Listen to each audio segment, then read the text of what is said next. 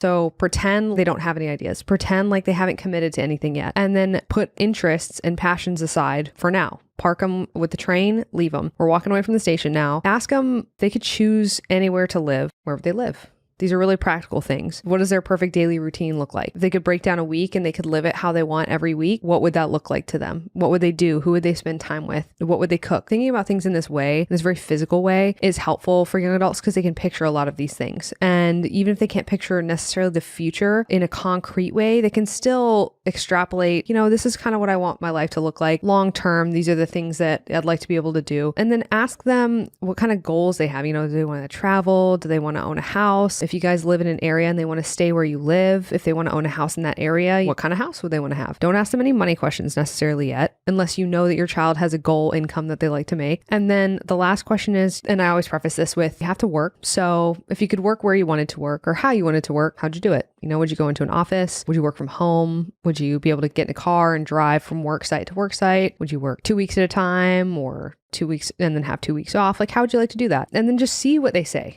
It's really hard for a lot of parents in this situation too. Don't interrupt them and don't finish their sentences or correct them, which I think is really tough. That's actually probably going to be the hardest part for a lot of parents. I told you on this podcast a few months ago or weeks ago, my experience with this. We had our nephew who was a little bit younger than who we work with. He's a 15, but he was going through some of this at the beginning process of it. And I was sitting there while you were working through it because it didn't make sense for me to work through it. He's blood related to me and we were super close. I remember when he was just a little boy.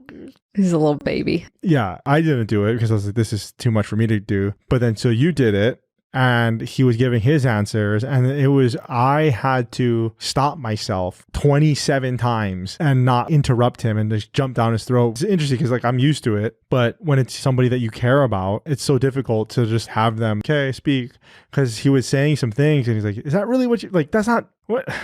I just had to just let them talk. That's the thing. At this age, they're told a lot of things. They're just talked at a lot. And honestly, no one really likes to be talked at, but especially teenagers hate to be talked at. It goes to the value of hiring trusted outside third party. Exactly. So many parents say that actually. They say it just really helped to have a third party. We had a family come through the program and the dad was actually a marriage and family therapist. And so he said that is the biggest value for them was just having somebody outside the situation to be a little bit more objective about what's possible and what they could do and then how to go about doing it. Even the parents that go through this workbook, the Degree Free Way, even though you have our workbook here and the exercises are coming from an objective third-party resource, it's still you.